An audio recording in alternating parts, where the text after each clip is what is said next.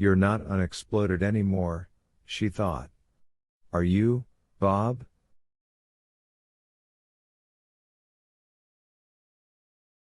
We probably would have chickened out, anyway. But maybe not. Maybe we would have tried to go through with it. He got me all excited, talking about how we were going to feel them up first, then make them take off each other's clothes. He looked at her earnestly.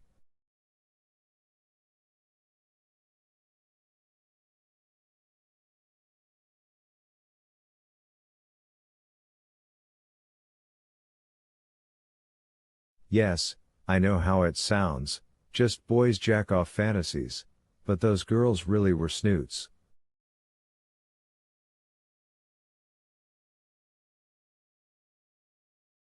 You tried to talk to them, they'd laugh and walk away. Then stand in the corner of the calf, the bunch of them, looking us over and laughing some more.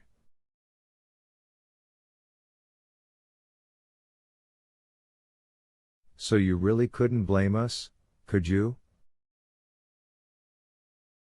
He looked at his fingers, drumming restlessly on his suit pants where they stretched tight over his thighs, then back up at Darcy.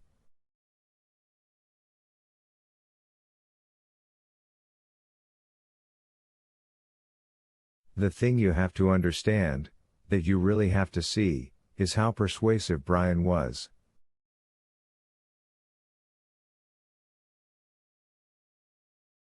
He was lots worse than me. He really was crazy. Plus it was a time when the whole country was rioting, don't forget, and that was part of it, too.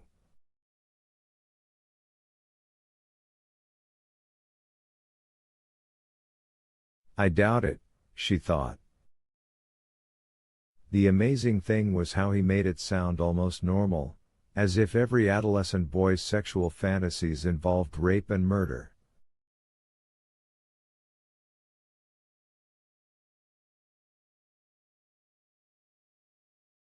Probably he believed that, just as he had believed in Brian Delahanty's mythical escape tunnel. Or had he?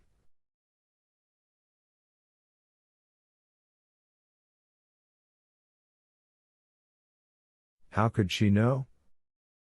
She was, after all, listening to the recollections of a lunatic. It was just hard to believe that, still. Because the madman was Bob.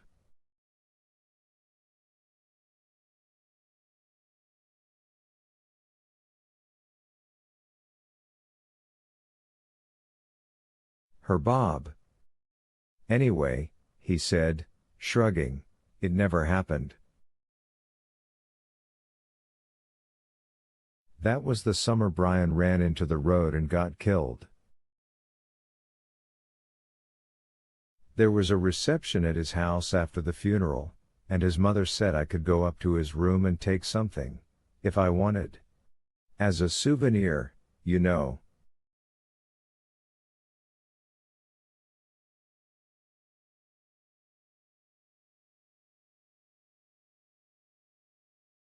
And I did want to. You bet I did.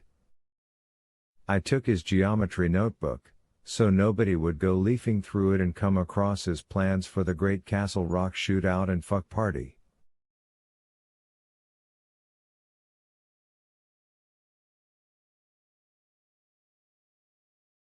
That's what he called it, you know.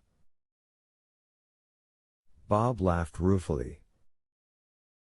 If I was a religious fella, I'd say God saved me from myself. And who knows if there isn't something. Some fate. That has its own plan for us.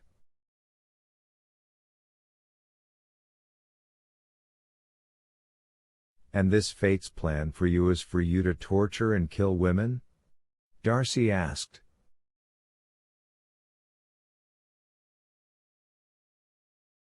She couldn't help herself. He looked at her reproachfully. They were snoots, he said, and raised a teacherly finger.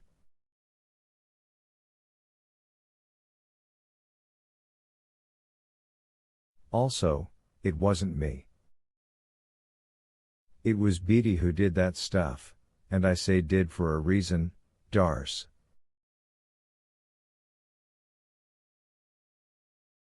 I say did instead of does because all of that's behind me now.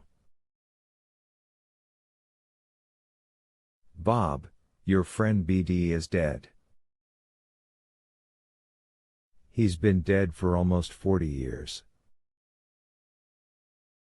You must know that.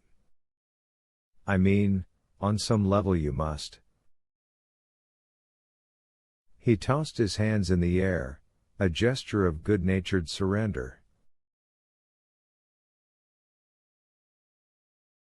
Do you want to call it guilt avoidance? That's what a shrink would call it, I suppose, and it's fine if you do.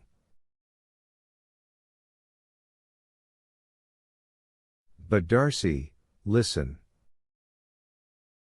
He leaned forward and pressed a finger to her forehead, between her eyebrows.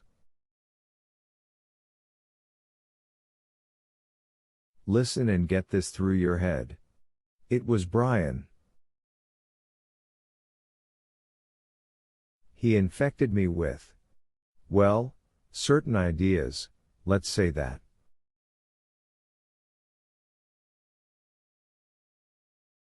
Some ideas, once you get them in your head, you can't unthink them. You can't put the toothpaste back in the tube? He clapped his hands together, almost making her scream. That's it exactly. You can't put the toothpaste back in the tube. Brian was dead, but the ideas were alive. Those ideas, getting women, doing whatever to them, whatever crazy idea came into your head, they became his ghost.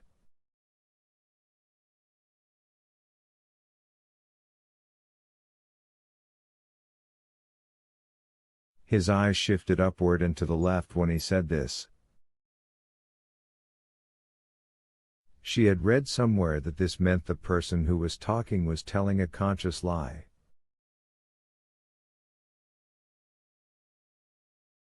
But did it matter if he was? Or which one of them he was lying to?